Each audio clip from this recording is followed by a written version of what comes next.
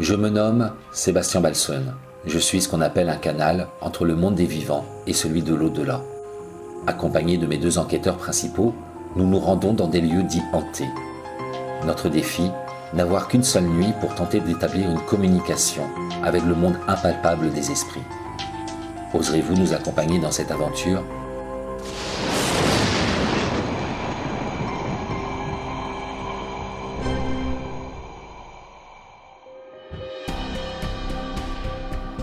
Pour cette nouvelle enquête, c'était dans la commune française des Andelys que nous avions posé nos bagages. Le monument qui fait la célébrité de cette petite ville normande est sans aucun doute Château-Gaillard. C'est peut-être étonnant, mais nous sommes bien dans le département de l'Eure, au cœur du Vexin normand.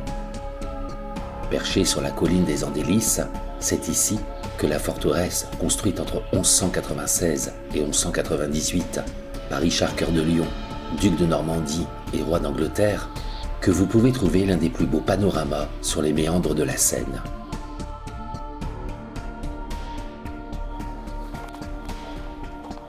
Arrivé à destination, j'avais entrepris de parcourir l'étendue de Château-Gaillard pour m'imprégner des énergies et des vibrations de ce site. C'était pour moi une très belle opportunité, car je n'avais jamais eu l'occasion de le visiter. Avant chaque enquête que j'effectuais, depuis que je m'étais révélé médium, je pratiquais ce petit rituel qui était devenu une nécessité. En effet, cela me permettait d'ouvrir ma sensibilité médiumnique pour recueillir des influences non perceptibles par les cinq sens.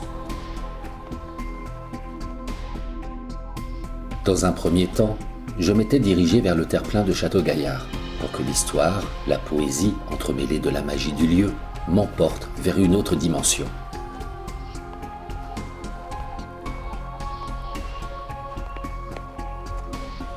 Depuis plus de 800 ans, Château-Gaillard veille sur les rives de la Seine et m'amenait malgré lui dans son univers qui reste encore aujourd'hui emblématique, fort et intrigant.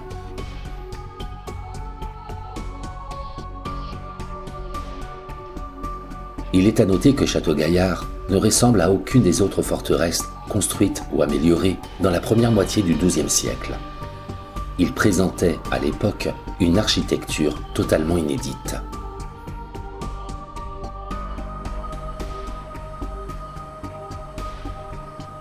Véritable chef-d'œuvre de l'architecture militaire et en avance sur son temps, en 1204, la forteresse n'avait cependant pas résisté aux assauts du roi de France, Philippe Auguste.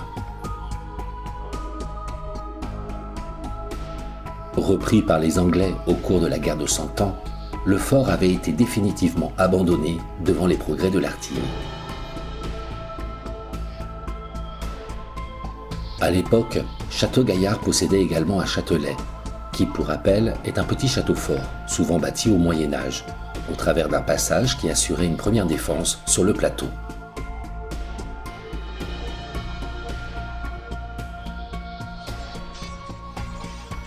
En 1203, quand le roi Philippe Auguste avait installé le siège avec plus de 6000 hommes, les villageois avaient décidé de se réfugier dans l'enceinte du château. Son objectif était d'épuiser les Anglais pour remporter cette bataille. Le gouverneur, Roger de Lacy, avait par la suite ordonné d'expulser tous les habitants, le but principal étant d'épargner les vivres, puisque le manque de nourriture se faisait ressentir. Repoussée par les Français et tassée dans la deuxième enceinte, la population s'était retrouvée dans les fossés au pied des murailles. De ce fait, personne ne pouvait ni entrer ni sortir du château. Les conditions de vie étaient si difficiles que beaucoup étaient morts de faim et de froid. Certains actes pour survivre pourraient même de nos jours être considérés comme du cannibalisme.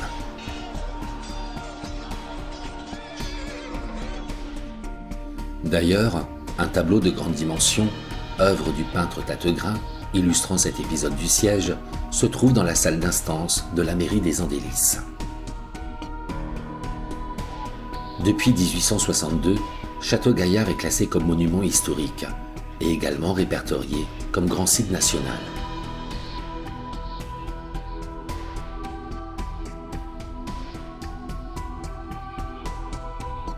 De nos jours, Même si une grande partie du site est illustrée par les ruines de cette belle forteresse, Château-Gaillard reste sans aucun doute l'un des plus beaux sites de la Normandie et a maintes fois inspiré les peintres, les poètes et autres artistes contemporains.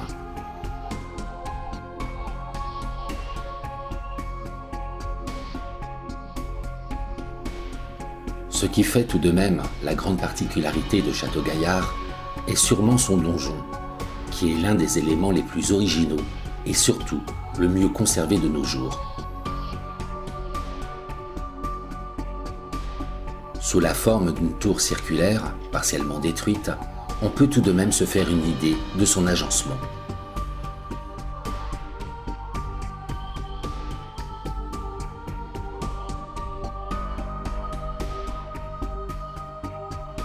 À l'intérieur, une salle ronde au rez-de-chaussée était accessible depuis le premier étage, et 3 étages communiquant par des escaliers de bois donnant sur les appartements du commandant de la garnison. Des années plus tard, la forteresse Château-Gaillard avait été restaurée et transformée en prison.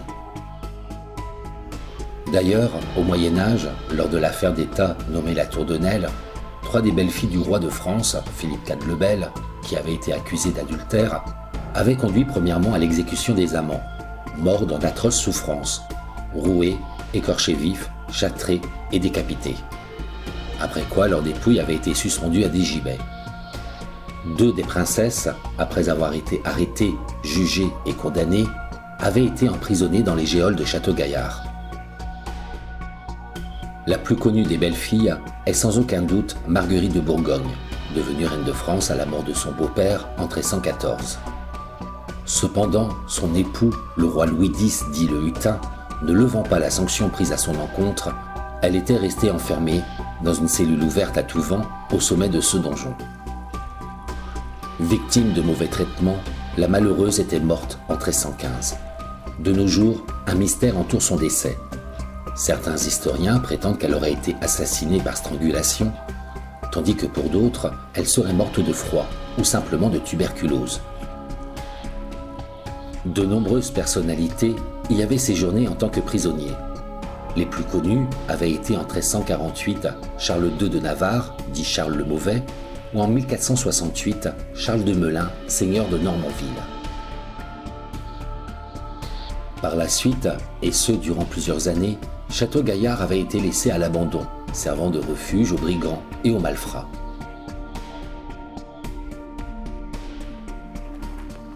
En descendant les marches en pierre qui m'amenaient à l'intérieur du cellier, j'avais de suite été envahi par une étrange sensation. Cet endroit était certes confiné, cependant les vibrations qui y circulaient ne me paraissaient pas très positives. Étant administré par le ministère de la Culture française, il nous était impossible de mener une quelconque enquête nocturne dans la partie haute de Château-Gaillard, une fois la fermeture du site. Dès lors, nous avions décidé de mener une courte investigation. J'avais demandé à mon chargé de l'équipement, Étienne, de mettre son cellulaire en mode dictaphone. Cette fonctionnalité allait peut-être nous permettre d'enregistrer d'éventuels PVE, qui sont, pour rappel, des phénomènes de voix électroniques, inaudibles à l'oreille humaine, mais perceptibles sur ce genre de matériel. Et cette initiative avait été porteuse d'un résultat surprenant, et nous permet de vous faire entendre cet enregistrement.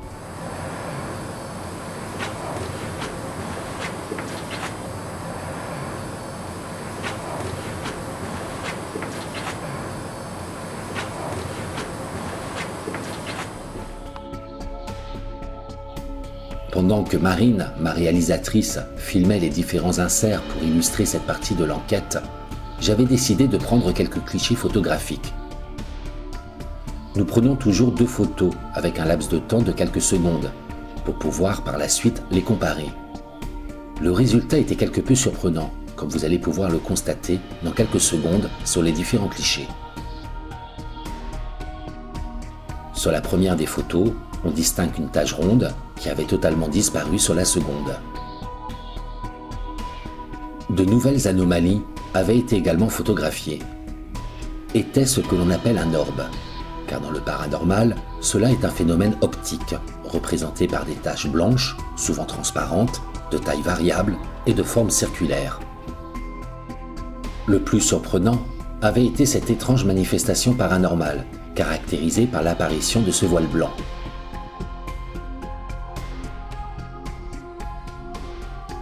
Le cellier regorgeait d'énergie et de vibrations très différentes de celles ressenties dans la partie basse de Château-Gaillard.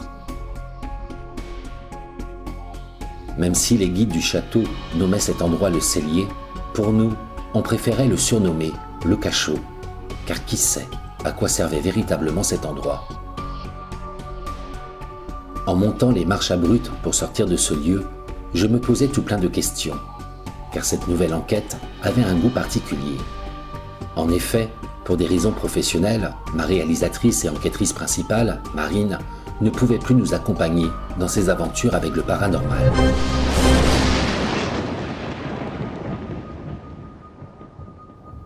Accompagné de mon chargé d'équipe, Jean-Yves, c'était en fin d'après-midi que Stanislas Delorme, médium de profession, était arrivé sur le site de notre nouvelle enquête.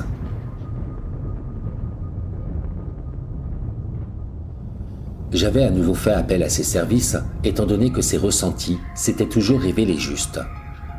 Ce site, regorgeant de mystères et de légendes, son aide allait sûrement nous être très utile pour mener à bien l'investigation nocturne que j'avais programmée.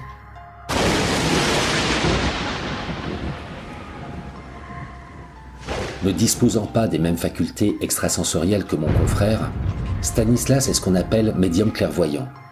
Il voit ce que personne d'autre ne peut voir, un esprit, des scènes, des situations. Parfois, il perçoit également des messages en provenance de l'au-delà. Il a cette faculté développée par l'expérience. Pour ma part, je suis considéré comme médium réceptif, c'est-à-dire que je ressens les émotions. Et bien souvent, je peux être submergé par ces dernières, aussi bien par des peurs que par des sensations qui correspondent à des messages que les esprits veulent me transmettre. J'attendais patiemment Stanislas face à l'entrée du cellier, avant la fermeture du site, et il me tardait d'apprendre tout ce qu'il allait pouvoir me révéler. Je tenais à préciser que Stanislas arrivait toujours sur les lieux de nos enquêtes, sans rien savoir de l'histoire et des différentes hantises qui pouvaient s'y en dégager. Pour lui, c'était un véritable défi, qu'il relevait toujours avec une certaine aisance. Vos impressions par rapport à cet endroit?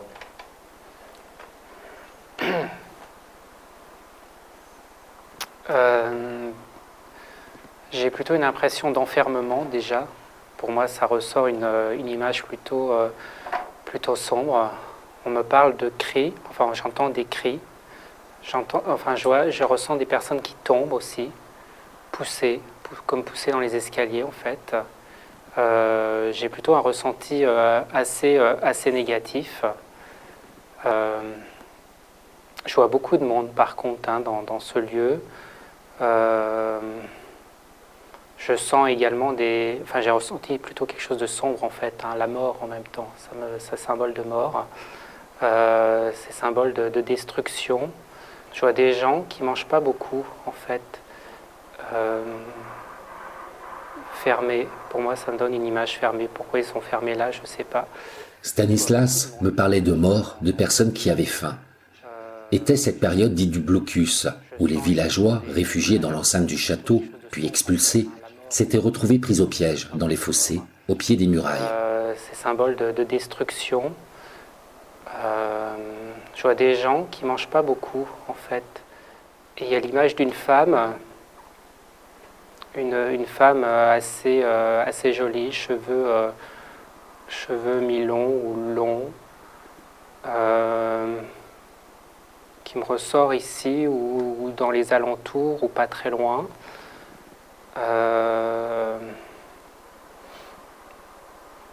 Plutôt d'une robe longue, mais on me dit comme si cette personne a... Pour moi, c'était quelqu'un de bien. Pour moi, on me donne quelqu'un de bien, mais comme si elle avait péché, comme si elle a trahi, comme si elle a fait quelque chose. C'est un homme qui décide de la mettre là. Il l'enferme pour la punir.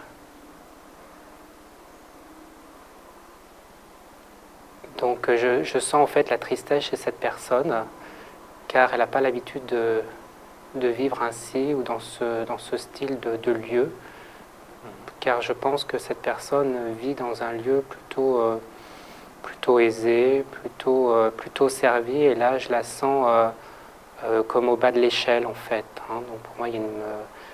voilà. Et vous arrivez un petit peu à situer au niveau du temps, cette robe qu'elle portait, Bon, je savais, c'est très très ancien. ça me ressort très ancien effectivement, hein. Donc je pourrais pas trop dater, mais 1000, 1200, 1100, 1200, 1100, enfin 1200, j'en sais rien en fait. Dans ces Hein. périodes-là. Donc ouais, c'est ce qu'on me semble me dire. Et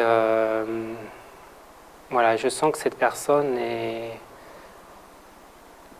elle paye pour ce qu'elle a fait, ou peut-être pas fait, mais en tout cas pour moi elle paye pour une cause en fait. Hein. C'est un homme qui décide de la mettre là, pour la punir. Donc punition assez sévère, donc voilà, c'est un peu l'image que j'ai. Et j'entends le mot ma,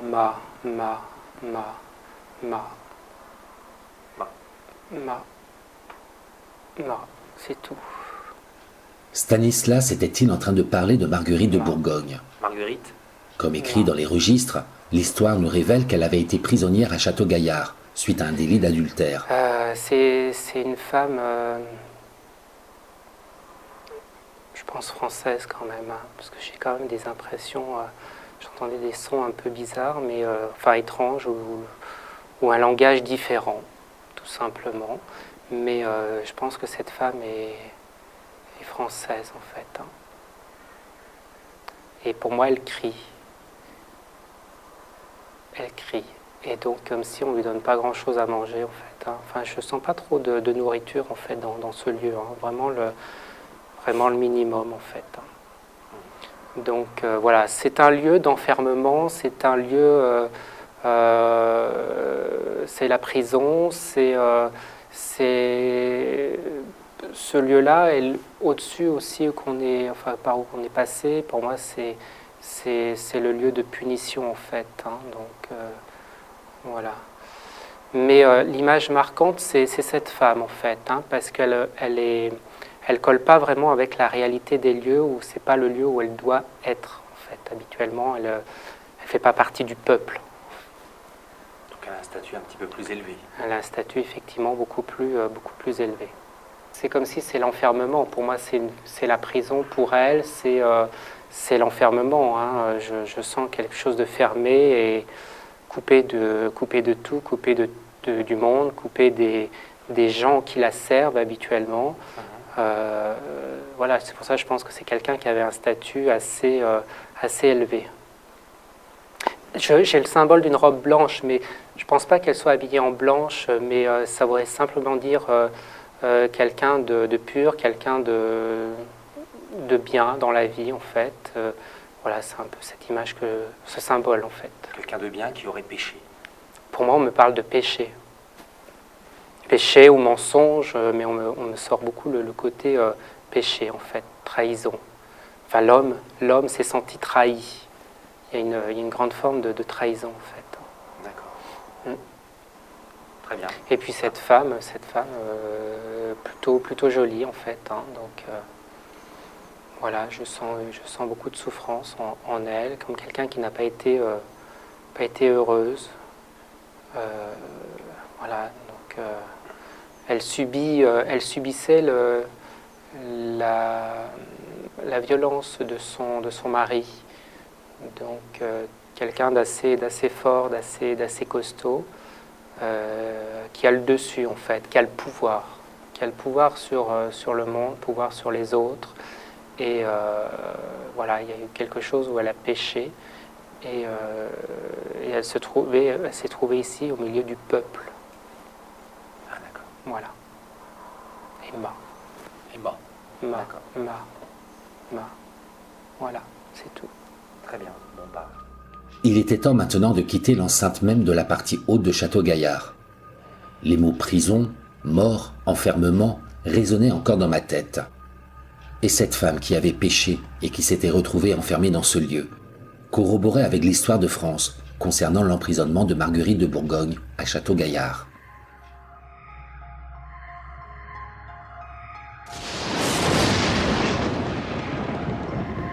La nuit ayant enveloppé les ruines de la forteresse Château-Gaillard, il était temps maintenant pour mon équipe de se préparer et de partir en investigation. D'un accord commun, Étienne, mon enquêteur principal, allait rester sur le terre-plein du château, tandis que Marine, mon enquêtrice principale, allait m'accompagner dans sa dernière aventure avec le paranormal aux alentours de Château-Gaillard. Depuis le début de ses aventures, Marine avait vécu de nombreuses expériences avec le monde invisible des esprits. Elle était maintenant convaincue qu'il y avait bel et bien une vie après la vie. Même si parfois elle a été quelque peu surprise par les différentes manifestations dites paranormales. Qu'est-ce que c'est? Disons, quand tu les entends, ça fout les boules. Waouh, ça te jette un vrai coup de froid. Ah, oulala, c'est quoi ça? J'entends des bruits. Chut. Non, je sais pas, mais c'est particulier parce que j'ai tendance à avoir besoin de regarder toujours derrière moi et vers la gauche. Est-ce que je suis seule ici? Est-ce que je suis seule ici, dans cette pièce? Ah maman, non, du calme. Tout va bien. Hop. J'ai entendu un bruit, ne vous inquiétez pas. Enfin, ceci dit, à partir du moment où tu as énoncé tes premières paroles, le vent s'est levé. Oui. Il y a eu des baptêmes dans cet endroit, Oui. des communions. Non! Vous inquiétez pas, j'ai eu une chute. L'investigation a démarré. L'ultrason est en place, tout est bon. D'accord. L'investigation pour nous également Je vais démarre. mettre Quelle heure est-il? le PM, mon VPM en marche. Il est 23h07. Tout à l'heure. Il est 23h07. Ok, parfait. Suivez-nous dans cette nouvelle aventure de Spirit Investigations. Bonne investigation, soyez prudents. Que les bouches inutiles ont été expulsées hors du château. Avant de débuter notre enquête, avec Marine, nous nous informions sur certains écrits mis à disposition aux visiteurs pour connaître l'histoire du site. Des bouches inutiles. Et donc, dans le fond des fossés, c'est là que Marine et moi-même allons enquêter. Il y a d'autres petits écriteaux là-bas. Allons-y, oui.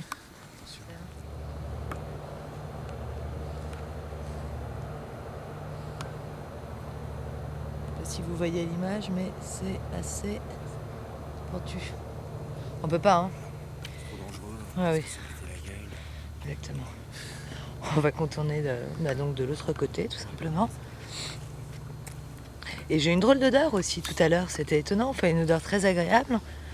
Marine Quand- a effectivement Mhm. sorti comme une odeur de musk. Oui, un ça, parfum très bon, comme une odeur de musc, sur toi, mais juste 2 secondes, tu sais.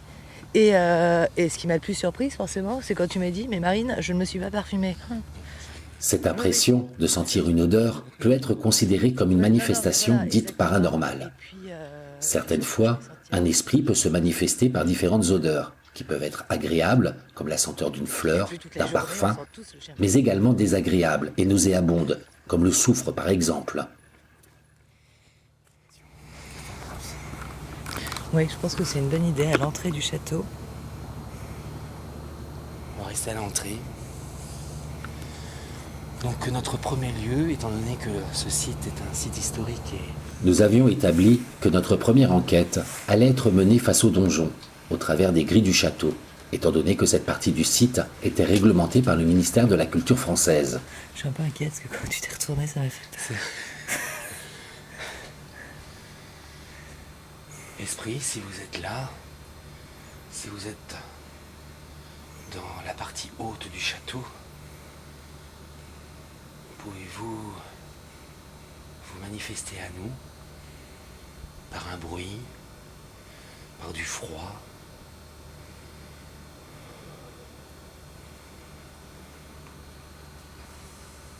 Arrivé à destination, j'avais dès lors commencé à invoquer les esprits pour les informer de notre présence et de recevoir peut-être de leur part des réponses à mes questions.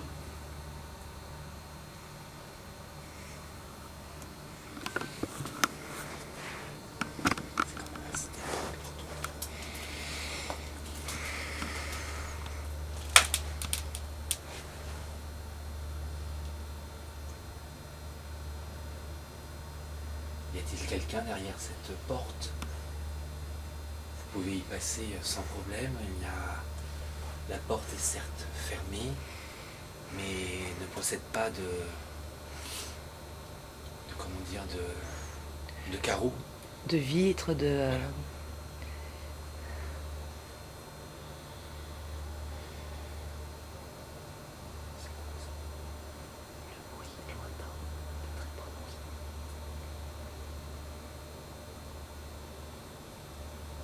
Peut-être...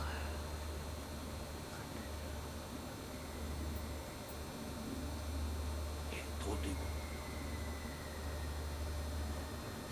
À peine avions-nous commencé que des sifflements très lointains s'étaient manifestés. Peut-être...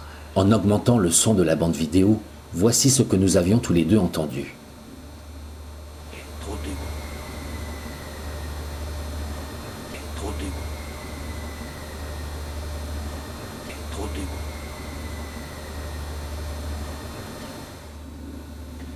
S'il y a des âmes, et on le sait, qui sont présentes dans cette partie du château, pouvez-vous, s'il vous plaît, venir à nous, ne pas franchir la porte, bien entendu, c'est votre domaine. Nous sommes à la frontière entre vous et nous. Voilà.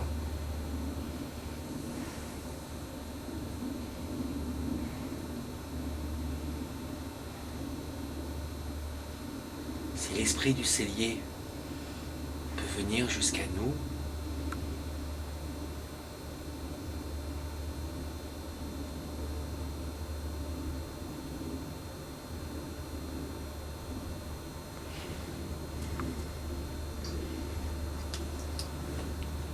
C'était pas un délire, mais j'ai cru entendre un truc de gémissement. Mais il y a au moins 20 secondes.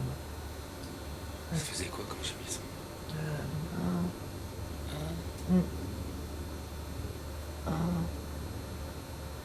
Mais masculin, je dirais. Ah oui? Ouais. Par la suite, Marine m'avait averti avoir entendu un gémissement masculin. Malgré l'analyse de cette séquence, rien n'avait été enregistré sur la bande sonore de la vidéo. On va rester. On va rester là quelques temps. Esprit, si vous êtes là, manifestez-vous par un coup ou une action.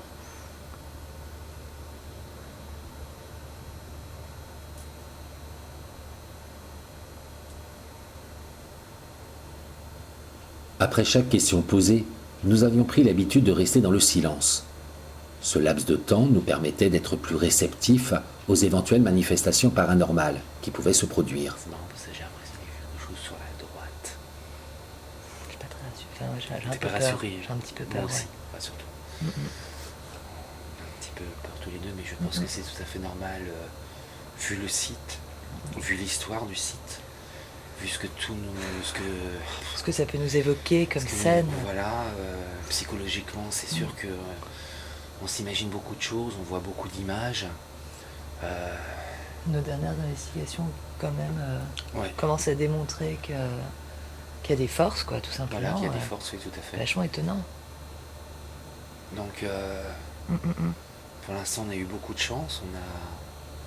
On a vécu des belles histoires et on aimerait que ce château nous révèle un petit peu de son âme ou de ses âmes. Mm. Donc, il y a eu Marguerite de Bourgogne. T'as entendu? Ouais. Il y a bien personne, hein. Dès que j'avais énoncé le prénom de Marguerite de Bourgogne, un bruit avait surgi de derrière nous. Ce château nous révèle Réécoutez ce bruit de pas qui avait été enregistré sur la bande sonore de la caméra de de Marine. ses âmes. Mm. Donc il y a eu Marguerite de Bourgogne. Il y a eu Marguerite de Bourgogne. Il y a eu Marguerite de Bourgogne. T'as entendu? Ouais. L'histoire nous a raconté que la reine de Navarre, Marguerite de Bourgogne, a été emprisonnée dans ce château Nous savons qu'elle a énormément souffert, qu'elle a été peut-être assassinée 1 an après sa détention. Alors, est-ce que vous êtes morte dans cet endroit? Si c'est le cas, pouvez-vous nous faire un signe, faire un gémissement, un bruit? On va se taire quelques instants pour vous laisser le temps de prendre un petit peu d'énergie pour pouvoir vous manifester à nous.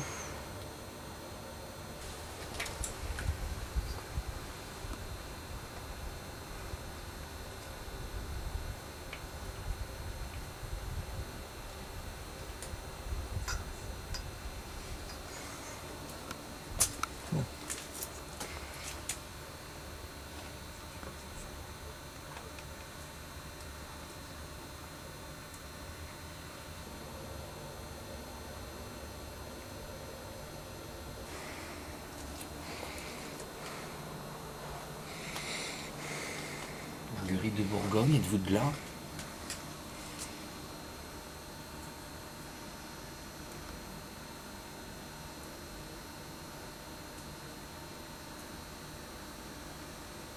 Nous savons aussi que 2 rois ont été emprisonnés dans cet endroit. Il y a eu Charles de Melun, qui connut un sort tragique. C'est-à-dire qu'il a été torturé, décapité une première fois dans ce château et une deuxième fois un peu plus bas. Il y a eu Charles le Vilain qui a été emprisonné dans cet endroit.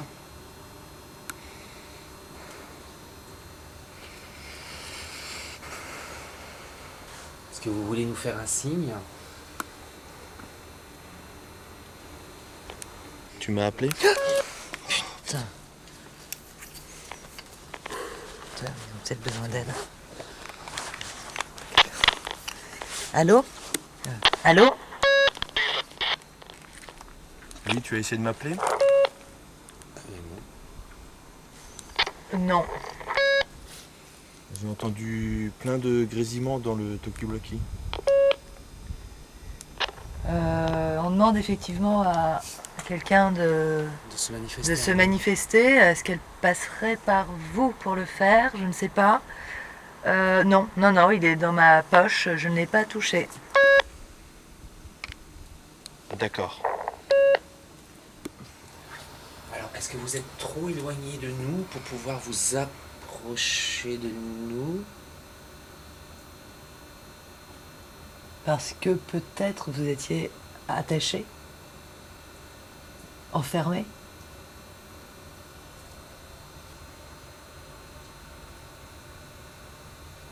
Pour faire un bruit plus flagrant?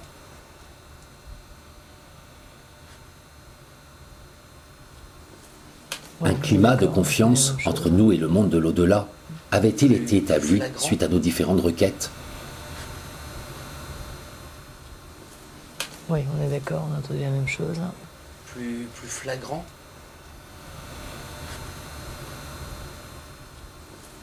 Oui, on est d'accord, on a entendu la même chose.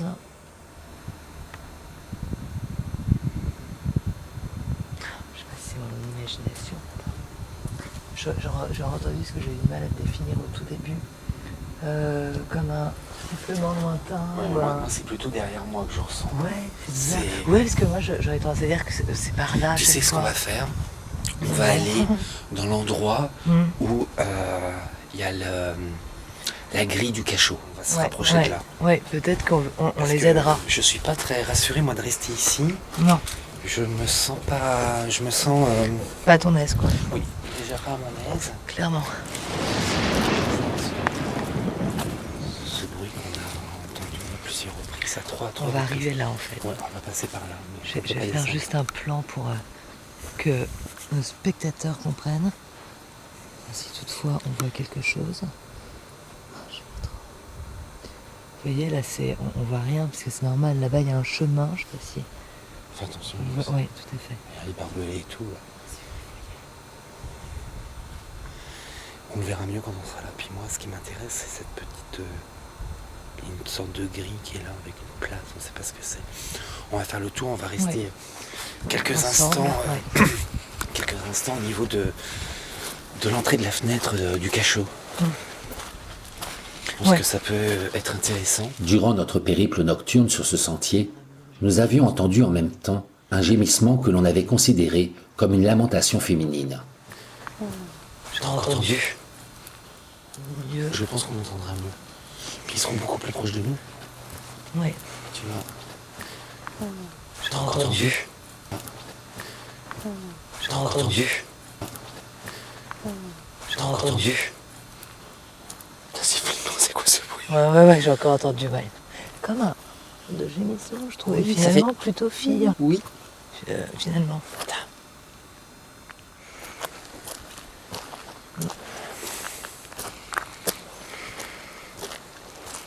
Attention à la flaque. T'as vu? Ça vient de la gauche maintenant. Et plus on s'approche, plus j'ai hyper mal au dos. Bah, waouh. Mauvais signe. Toi aussi? C'est mauvais signe. Ouais. Non, moi plus j'ai froid. Ah ouais, regarde. Ah, j'ai eu peur. Cependant, plus on avançait vers l'endroit établi pour notre prochaine enquête, et plus j'éprouvais une compression au niveau du bas du dos. Ouais, c'est l'éclairage, ça. C'est l'éclairage. Effectivement. Parce qu'il y a quand même un petit peu d'éclairage, ce qui ne nous laisse pas dans l'obscurité la plus totale. Ouais. Par contre, tout à l'heure. Ah non, on l'a bien entendu, hein, mais parce que Ah, c'est un hibou. on dirait ça. ouais, ça peut, ouais, là, Là, mais c'était une c'était pas chouette. tout à C'était fait, pas ça tout à l'heure. non. Ah non, c'était pas le même. Le même, pas hurlement, bruit. mais même bruit, voilà. Puis Même là, son. même, il y a un écho avec la chouette. Il fait oh, comme ça. C'est pas oh, Oui, c'est ça. pas pareil. Alors, Une qu'est-ce sorte qu'on de- fait? Bon, bah. Oh là là, il y a une chauve-souris qui vient de nous passer au-dessus de la tête. Non, ça, c'est une chouette. Ouais, d'accord. Ça, Ça, c'est ouais. une chouette. Alors, soit on a le choix de passer ici, ou soit là. Pourquoi il y a de la lumière? C'est encore allumé parce que c'est les projecteurs. Mais Ouais. on a vraiment l'impression qu'il y a quelqu'un en haut. Je suis tout à fait d'accord, ouais, ça a un côté habité. Oui. Mais c'est une drôle d'impression.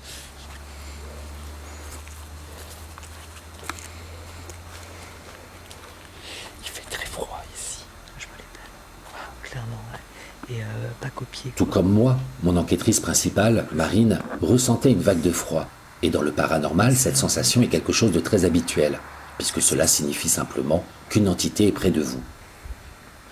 T'as vu ça?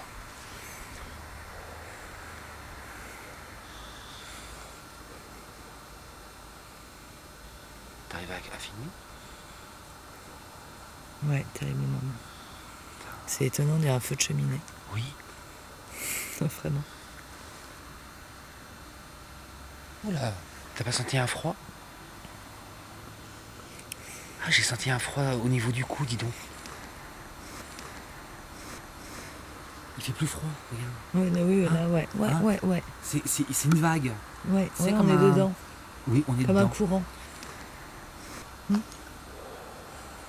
Attends, regarde-moi ça. Oui, c'est C'est vache. probant. Ah oui, là, il fait froid, hein. Attends, Oui. On est passé il y a quoi 5 minutes, nous 10 minutes. Ouais, on va dire 5-10 minutes. Ouais, 5-10 minutes. Et il fait de plus en plus froid. Oui. Putain, j'ai pas voir quelque chose là. Là où j'éclaire. Est-ce qu'il y a quelqu'un là-haut? Putain, j'ai cru voir une tête qui est sortie, je te jure. Une tête toute noire. Et tu sais qui est comme si... Hop, qui? Effectivement. Oui. Tu vois? Ouh. Ouais, il fait froid là, ouais. Pas du Ça tout sent ok. très très fort. Ouais, j'aime pas ça. Ça sent... Cette odeur qui nous entourait ne ressemblait pas au doux parfum de musc ressenti au début de notre investigation par Marine.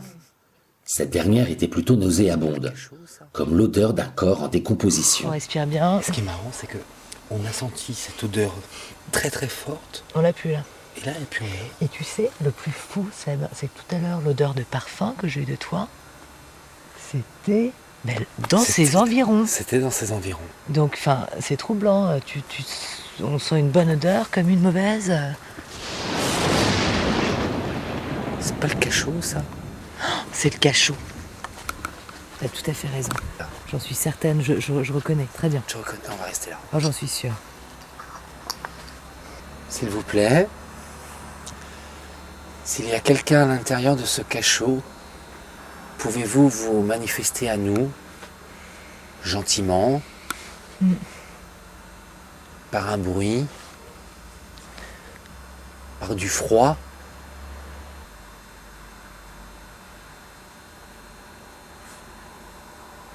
T'entends pas marcher, toi. Le problème, c'est que je sais pas d'où ça vient. Si ça vient de là, si ça vient de l'eau, si ça vient du haut. C'est compliqué, ouais. Ça, c'est compliqué. On a... Oh, attends. Quoi? Je sais pas, j'ai entendu là clairement.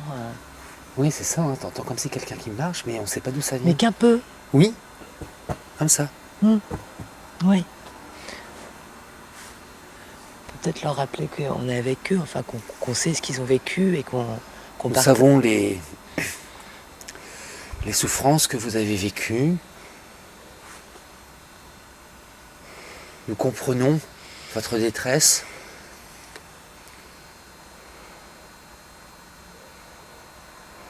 Ah, j'ai hyper mal au dos, Marine. Je ne pourrais pas rester trop longtemps ici. C'est vrai. Ah oui, j'ai ici. Là. Dès que je ressentais cette sensation, cela signifiait simplement qu'une entité tentait de se servir de mon corps. Me trouvant en extérieur, il était de mon devoir d'en informer Marine, car je ne souhaitais pas la mettre en danger. Pendant ce temps-là, mon enquêteur principal, Étienne, qui était resté seul sur le terre-plein de Château-Gaillard, s'était rendu compte que le dictaphone s'était éteint de lui-même. Que s'était-il vraiment passé? Une entité avait-elle puisé dans cette source électrique pour se manifester? Très étrange, j'avais la batterie du dictaphone pleine. Elle s'est vidée en 40 minutes. C'est pas du tout normal. Voilà, donc on va essayer de comprendre. Non mais ça c'est le cachot, c'est indéniable. C'est le cachot, hein. Alors là, 1000%.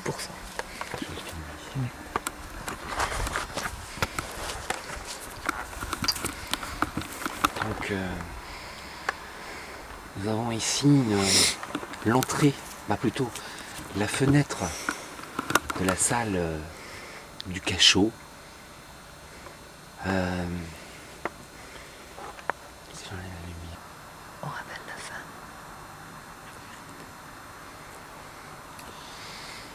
Marguerite de Bourgogne, reine de Navarre, pouvez-vous vous présenter à nous, s'il vous plaît? J'appelle Marguerite de Bourgogne, reine de Navarre. Votre Altesse, Votre Majesté, pouvez-vous vous manifester à nous? Voulez-vous qu'on parte? J'ai hyper mal au dos encore. À nouveau. Suite à ce que je ressentais, j'avais décidé d'écourter notre aventure à Château-Gaillard. C'est quand même très mal au dos.